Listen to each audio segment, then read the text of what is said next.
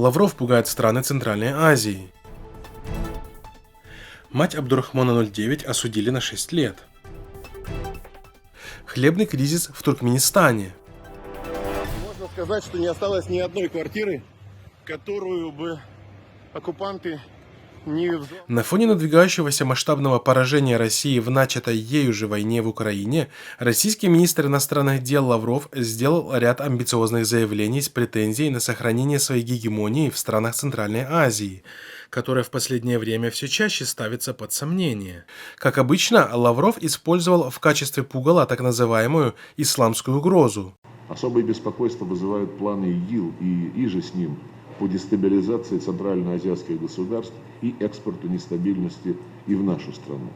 Тревожный сигнал наращивания отрядов Джамаат Ансарулы и исламского движения Узбекистана в районе афгано-таджикской и афгано-узбекской границ. Примечательно, что до прихода Талибан к власти в Афганистане аналогичные заявления делались российскими официальными лицами с упоминанием этого движения. Сегодня же, когда Москва установила отношения с талибами, то в качестве пугала используются уже другие организации. Как мы уже заявляли, считаем неприемлемым размещение любой военной инфраструктуры США и НАТО или обслуживающих их афганцев на территории соседних государств, в первую очередь в Центральной Азии. Кроме того, министр добавил, что Россия считает неприемлемым размещение любой военной инфраструктуры США и НАТО или обслуживающих их афганцев на территории соседних государств, в первую очередь в Центральной Азии.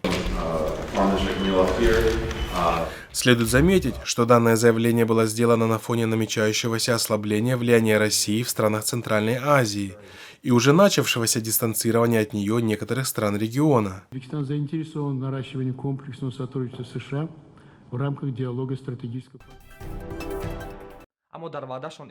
Мать проживающего в Германии таджикского блогера Абдурахмон 09 Шахида Мамаджонова была приговорена судом района Исмаили-Самани города Душанбе к 6 годам лишения свободы. Адвокаты осужденной заявили, что обжалуют приговор суда.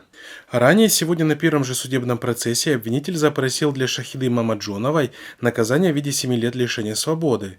Прокурор обвинил Мамаджонову в поддержке идей запрещенных в стране группы 24 и партии Исламского Возрождения.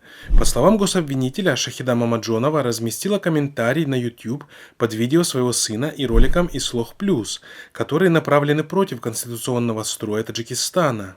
Прокурор также сообщил, что с мая 2021 года Мамаджонова дважды размещала на YouTube антиправительственные комментарии, в том числе комментарий, оставленный ею в День президента 16 ноября, с оскорбительными замечаниями в адрес высшего руководства страны.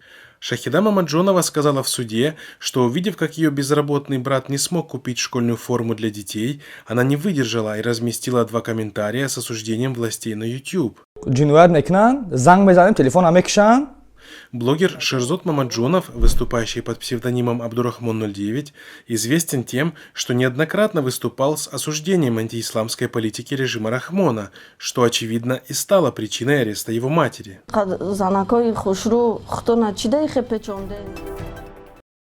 В Туркменистане остро остается проблема с нехваткой хлеба в государственных магазинах. В одном из дайханских объединений Гёкдепинского этрапа Ахалского вилаята субсидированный хлеб населению отпускают раз в 4 дня. Проблема дефицита хлеба сохраняется и в ашхабадских государственных магазинах.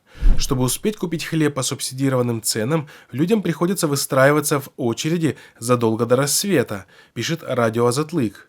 Жителям столицы приходится вставать в очередь с 4 часов утра для того, чтобы суметь купить 3 буханки хлеба за 2 маната. Проблемы с нехваткой хлеба в государственных магазинах Туркменистана начались несколько лет назад. Ситуация заметно ухудшилась во второй половине прошлого года. Власти регулярно сокращают квоту на субсидированный хлеб. Отметим, что в государственных магазинах Туркменистана, в зависимости от региона, каждому жителю отпускают по 2 или 3 буханки в день. Участников 1 буханка или лепешка стоит от 5 до 10 манатов, тогда как субсидированный хлеб стоит 60 тенге. В силу ухудшающейся экономической ситуации и падающего уровня жизни, большинство населения страны стали зависимы от субсидированного хлеба. По официальным данным, Туркменистан ежегодно собирает более 1 миллиона 400 тысяч тонн урожая пшеницы, экспорт которой ежегодно наращивается. Естественно, это и приводит к удорожанию продовольствия внутри страны.